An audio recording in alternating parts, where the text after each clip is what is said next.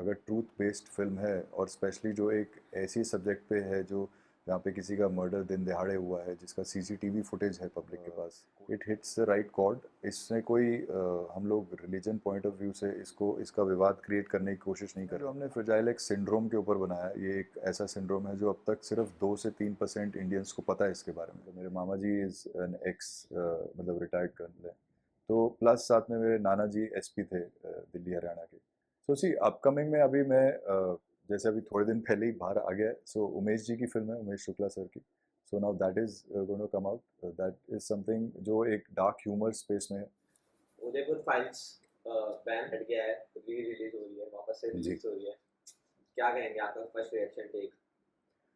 जी, सबसे पहले रिएक्शन ये है कि मतलब thank you so much to the Supreme Court कि उन्होंने बैन हटाया।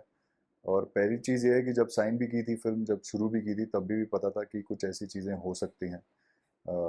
लकीली इतनी लंबी नहीं चली, मतलब ऑब्वियसली हमें 55 कट्स मिले सेंसर में।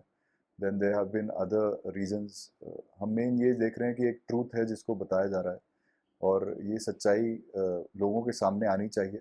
And that's the biggest I think win for the makers कि उस एंगल से अभी फाइनली फिल्म सामने आएगी ऑडियंस के, और बाकी ऑडियंस जज करे कि उनको कैसी लगी। या इसमें क्योंकि इसमें फ्रैंकली बताऊं तो किसी भी टाइप का प्रोपोगंडा नहीं किया गया है, इसमें जो सच है वो बताया गया है। आप कैसे इस फिल्म से जुड़े एंड आपके रोल के बारे में थोड़ा बताइए इस फिल्म। सो ये फिल्म ऑलरेडी बन रही थी, ऑलरेडी कन्हैया लाल विजय राज भाई प्ले कर रहे हैं। एंड उसके टाइम के ही साथ में they were looking at someone to play the IB chief, क्योंकि पिक्चर एक 3 लेयर्स में बनाई गई है, आईबी चीफ, लॉयर और साथ में Kanhaiya Lal. Now IB chief वो मेरे पास आया क्योंकि आई गेस उनको लगा होगा कि पर्सनालिटी और वो हमें प्लेस करनी है जो रॉ हो, जो क्या कहते हैं, एक दिल्ली का आईबी चीफ उन्होंने दिखाया कि दिल्ली में बेस्ड है। प्लस साथ में मैंने भी अपनी साइड से उसको वैसे ही प्ले किया है कि कहाँ पे वो कितना उसको मतलब कोल्ड नहीं कहूँगा, लेकिन वो अपने जोन में ही इज़ वेरी फोकस्ड है, वो रॉ है, वो एक कट टू कट बात करता है, और सब कुछ एक बैलेंस चला के रखता है क्योंकि उसको पूरे देश का देखना है। सी सबसे पहले मेंटली आपको ये अपने आप को बताना ही पड़ेगा कि ऐसा अगर ट्रूथ बेस्ड फिल्म है और स्पेशली जो एक ऐसी सब्जेक्ट पे है जो जहाँ पे किसी का मर्डर दिन दहाड़े हुआ है, जिसका सीसीटीवी फुटेज है पब्लिक के पास, कोर्ट में भी जमा किया गया हुआ है, तो उस पर विवाद होना ही होना है। But yes, I was ready for it. Ready मतलब नॉट टू दैट लेवल, लेकिन इतना कि आपको पता है कि इसके बारे में लोग कहेंगे और कहा जा सकता है।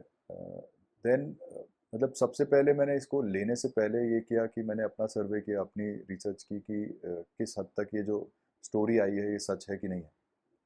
ओनली देन मैंने अपना यस बोला। एंड बाकी ऐसी फिजिकली मेंटली इमोशनली आपको जब आप रोल करते हैं तो आपकी उसकी तैयारियां होती हैं, एंड इसकी भी अपनी एक तैयारी थी। इस आईबी चीफ ईश्वर सिंह की अपनी एक जर्नी है, तो अ, वो एक डिफरेंट जोन से गुजरता है आदमी, और वो क्या क्या है वो तो आपको फिल्म में ही पता चलेगा।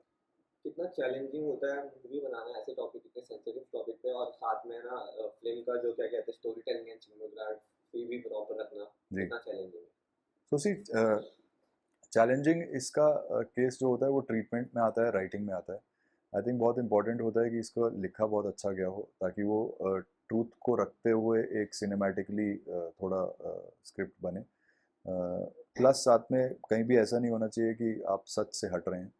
एंड साथ में उसको शूट भी और उसको ट्रीटमेंट भी वैसा ही देना चाहिए, वैसा ही देना चाहिए कि वो रॉ भी रहे, लेकिन उसके अंदर एक जो दर्शक है जो अपना 2 घंटे निकाल के एक पिक्चर देखने जाए, उसको उसके मतलब वो उस सबको उसका रस भी मतलब पी पाए। आप क्या होप कर रहे हैं कि ऑडियंस क्या टेक अवे लेगी इस मूवी से, क्या मैसेज लेगी? जी, मैं ये सोच रहा हूँ और ये होप कर रहा हूँ, एंड हमारी पूरी टीम ये होप कर रही है कि ऑडियंस इससे पहली चीज़ की सच देखे, उनको सच देखने को मिले, और सच जो उनके सामने आएगा। प्लस साथ में दूसरी चीज़ ये है कि we are hoping that it hits the right chord. इसमें कोई हम लोग रिलीजन पॉइंट ऑफ व्यू से इसका विवाद क्रिएट करने की कोशिश नहीं कर रहे हैं। इसमें कुछ ऐसा है जो कुछ लोगों ने किया है, जो सामने आना चाहिए। एंड आई थिंक सबसे बड़ी चीज़ वहाँ आ जा रही है, जो हमने फिल्म में बताया। ये में ही हुई है, तो आपको कितना रेलेवेंट, क्योंकि एक ऐसा हादसा हो चुका है एंड फिर आप फिर से उसे रिक्रिएट कर रहे हैं, जी। तो जो एनर्जी होती है सेट पे वो कैसी थी? सी जो ये फिल्म है वो मैं आपको करेक्ट करता हूँ, ये उदयपुर में शूट नहीं हुई है। सो हमने सोनीपत में शूट किया है, दिल्ली किया है, बॉम्बे किया है। फिर इन्होंने फिर एक पार्ट जो है वो वाराणसी में शूट हुआ है। सो ये सारी जगहें हैं जहाँ पे फिल्म शूट हुई है। एंड कहीं पे भी इसको उदयपुर में सिर्फ और सिर्फ एक या दो शॉट शूट हुई हैं जो उनकी मैं बोलूँगा जो उनकी पूरी जो एक जब डेथ होती है, जो पूरी एक हज़ारों लोगों की संख्या में जो एक जनाजा निकलता है, तो उस पे है वो। अगर मैं आपसे अगला सवाल पूछूं कि कितना ऑडियंस के तरफ अप्रोच जो है ऐसे ट्रेजेडिक इंसिडेंट्स, ये जो ऑडियंस का अप्रोच कैसे, आप क्या एक्सपेक्ट करें कि लोग कैसे इसे देखेंगे ऐसी मूवी को? सी मैं मतलब मैं कुछ भी एक्सपेक्ट करूं, लेकिन मैं ये चाहता हूं कि ऑडियंस एक अगेन बात वहीं आती है कि वो उसको ऐसे देखें कि ये सच है और सच बताया गया है, काफ़ी रिसर्च करके बताया गया है। अगर और उसको जज भी वो देखने के बाद ही करें। मतलब मैं ये नहीं चाहूँगा कि वो पहले से कोई परसेप्शन लेके पिक्चर हॉल में घुसें। बस यस कि जितना भी एक मेकर ने, जो डायरेक्टर हैं, जो राइटर हैं, अमित जानी और भरत जो डायरेक्टर हैं, उन्होंने जितना भी किया है वो उन्होंने अपने सच को जानते हुए लिखा है एंड उसी को उन्होंने दर्शाया है। So that's what I want that the audience should see it. And अगर उनको उसके बाद अगर कुछ लगता है तब वो बोलें, बट डेफिनेटली उसको देखना चाहिए ताकि आपको पता चले कि सच में हुआ क्या था। आपको लगता है ऐसी कहानियों को और बड़े पर्दों पे आना चाहिए, एंड अगर ऐसे इंसिडेंट्स होते हैं तो क्या सिनेमा अवेयरनेस क्रिएट कर पाता है ऐसी मूवीज पे अगर बन रही है? सी डेफिनेटली सिनेमा बना ही इसीलिए है ताकि आप एक मतलब एक पॉइंट होता है कि सिर्फ एंटरटेनमेंट एंटरटेनमेंट एंटरटेनमेंट, और एक होता है कि आप सोसाइटी को जागरूक कर पाओ, और एक होता है कि आप सच्ची कहानियाँ सामने ला पाओ।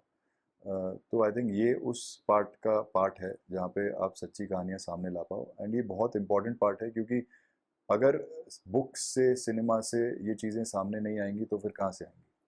एक टैग लग रहा है बार बार की ऐसी मूवीज रिसेंट टाइम में बहुत सारी, जैसे कश्मीर फाइल्स, उस पर भी एक प्रोपेगेंडा मूवी होने का, फिर केरला फाइल्स केस जो थे उनके ऊपर भी एक ये आरोप लगा था, और फिर अब आपकी पिक्चर जो आ रही है उधमपुर फाइल्स, जी। इसके ऊपर भी वो टैग लग रहा है कि ये ना कहीं प्रोपेगेंडा मूवी है, एंड है ना समाज में बंटवारा करने के लिए कहीं ना कहीं ऐसी पिक्चरें बनाई जा रही है। जी। तो जब ऐसे स्टेटमेंट्स आते हैं तो आप क्या रिएक्शन क्या है उसकी तरफ? सी सबसे पहला रिएक्शन जो मेरा भी, इनफैक्ट मेरी डिस्कशन भी हुई थी डायरेक्टर के साथ भी और जो राइटर हैं उनके साथ भी, तो उनका भी यही रिएक्शन था कि यार सबसे पहले हमारा मेन मुद्दा ये है कि हम चाहते हैं कि सच सामने आए लोगों के, और लोग कुछ भी परसीव ना करें, पहले से एक परसेप्शन क्रिएट ना करें कि इसको इसी रीज़न से बनाया जा रहा है। तो इट इज़ क्योंकि वो इतना सेंसिटिव है दो रिलीजन्स को लेके, तो ऑब्वियसली वो इट्स बाउंड टू हैपन कि ऐसी सोच आए। लेकिन मेन मुद्दा वो नहीं है। मतलब मुद्दा आपका है कि सच बताया जाए और जो कोर्ट में केस चल रहा है वो सॉल्व हो, क्योंकि आज भी उनका बेटा आज भी वो केस लड़ रहा है, आज भी उसका सोल्यूशन आया नहीं है, और वो चाहते हैं कि उसका रिजल्ट आए, तभी ये पिक्चर मतलब एक पार्ट प्ले करेगी, इंपॉर्टेंट पार्ट। आप जुडिशरी के बारे में क्या सोचते हैं जब इतना ओपन एंड शट केसेस होते हैं, कैमरा में रिकॉर्डेड है, everyone knows who is the killer, या उसके बाद भी जब इतना लंबा ड्यूरेशन लग जाता है जी। कि फिल्म जब बन के तैयार हो गई पर अब तक न्याय नहीं मिला, तो जी। उस पे आपका क्या टेक है? See so this is the biggest reason. मतलब हमें obviously we fully trust our judicial system. मतलब मैं एक प्राउड इंडियन होने के नाते अपना जुडिशियल सिस्टम, अपने डिफेंस सिस्टम को बहुत, उसके लिए बहुत प्राउड हूँ। लेकिन कई बार जब ऐसे केस होते हैं और जब वो सॉल्व नहीं होते, देन यू फील रॉन्ग। मतलब यू फील कि यार ये तो लिटरली दिन दिहाड़े आंखों के सामने सबके हुआ है, प्लस सीसीटीवी फुटेजेस हैं। So where is it going wrong? मतलब तो कहाँ पे उसका टाइम क्यों लग रहा है? सो ये एक क्वेश्चन मार्क है, और इसी के ज़रिए वो सच भी बताना चाहते हैं।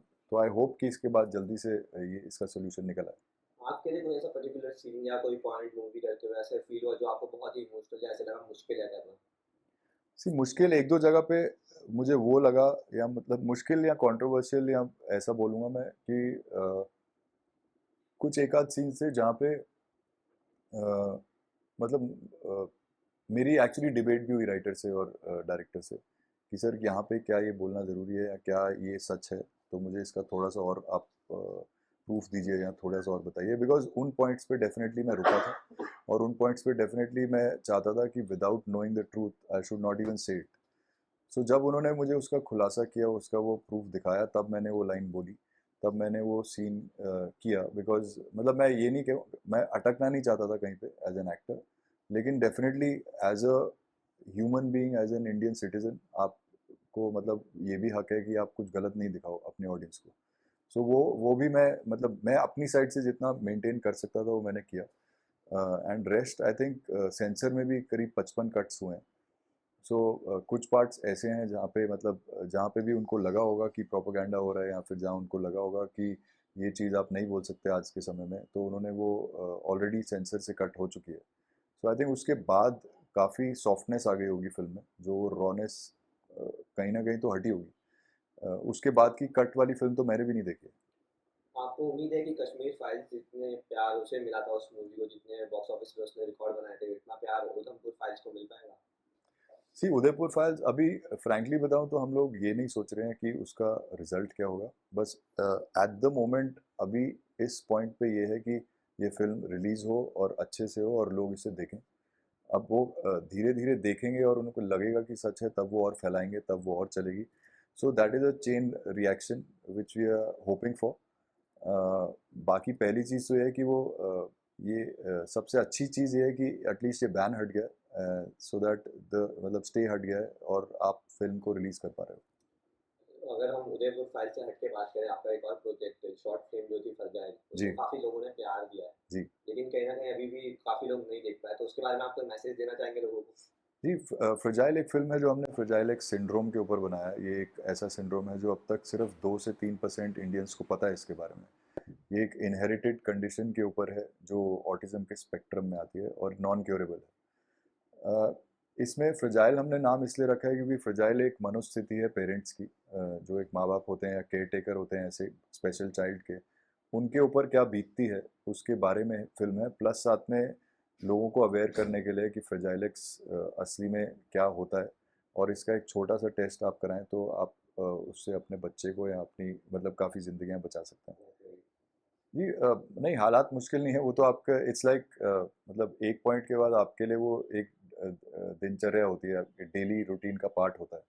सो जिस तरह से आप मंदिर में अपनी पूजा करते हैं, जिस तरह से आप एक बच्चा स्कूल जाता है, वैसे ही एक एक पर्सन नॉर्मल, मैं ये नहीं बोलूँगा एक एक्टर को ही करना चाहिए, मैं तो बोलूँगा एक हर नॉर्मल इंसान को करीब 45 मिनट से 1 घंटा निकालना चाहिए अपनी हेल्थ के ऊपर। एंड वो फिटनेस मैं काउंट करता हूँ क्योंकि वो fitness fitness is not only about कि सिक्स पैक है और ये बॉडी ऐसा है, ये है, वो है, बट वो इसलिए क्योंकि आप करते हैं एक फिजिकली ताकि आप एक्टिव रहें, आपके इंटरनल ऑर्गन्स ठीक चलते रहें। क्योंकि इवेंट एज विद टाइम सब कुछ अंदर से थोड़ा थोड़ा थोड़ा ख़राब होना शुरू हो सकता है। तो बट उसके लिए आपको डेफिनेटली एक रूटीन फॉलो करना चाहिए, आपको अच्छी डाइट खानी चाहिए, आपको पानी ज़्यादा पीना चाहिए, एंड आई थिंक नींद भी बहुत इंपॉर्टेंट है, स्लीप इज़ वेरी इंपॉर्टेंट। सो ये सब का आप ध्यान रखेंगे तो ऑटोमेटिकली यार आप भी फिट रहेंगे। 15 अगस्त अभी आने ही वाला है, जी। नेशनल हमारा इंडिपेंडेंस डे। जी। तो आप क्या सोचते हैं, आपके लिए क्या है देशभक्ति या राष्ट्रवाद?